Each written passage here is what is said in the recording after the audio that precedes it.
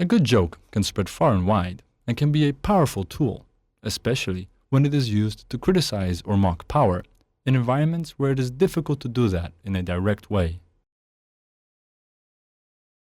Yeah, so in Egypt, while activists were trying to mobilize and agitate people against the Mubarak's regime, we got tons of contributions from practically unknown young people on the internet of humorous images that are basically remixing of film posters depicting the face of the president in place of like famous villains and thugs and thieves and members of organized crime or whatever to make a statement about the current situation. And in a very short period of time, because of the incessant use of humor, the whole mystique of power around the president was completely destroyed, and he's now perceived as an aging old man who is trapped into this role and being very inefficient about it and so on. And that became like a kind of a narrative platform to build an actual movement that is demanding democratic reform and clean elections and so on. People don't only laugh at good jokes.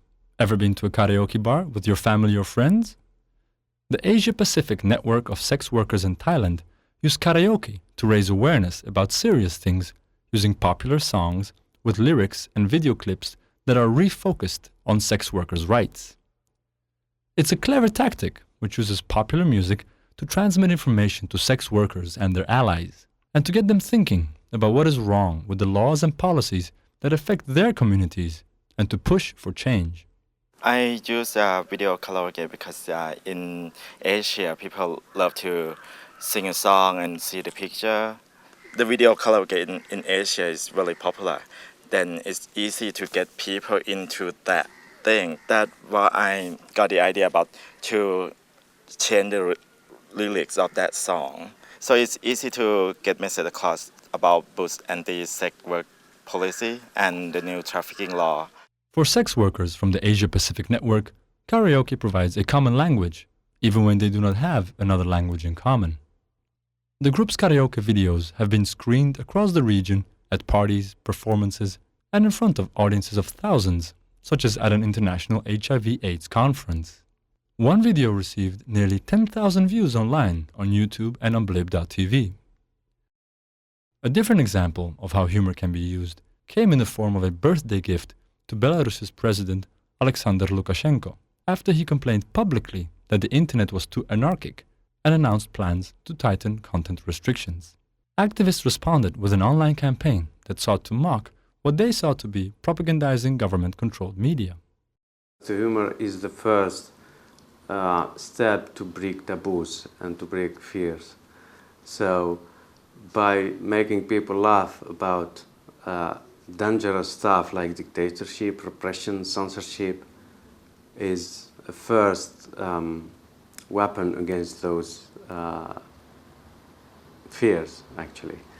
And there is a very funny campaign launched in Belarus a few years ago. It's called Give Lukashenko his net, his internet, because Lukashenko made a statement accusing the internet of playing against the internet for Belarus, and there is a lot of untrue content there. So the Belarusian activists made a clone of YouTube and live journal and published their stuff, very funny videos, humoristic cartoons about President Lukashenko.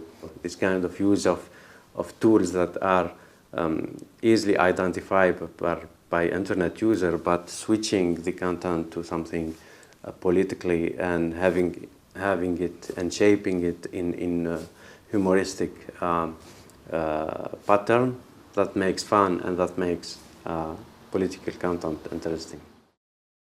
Making people laugh can be a highly effective way of breaking down barriers that prevent positive social change.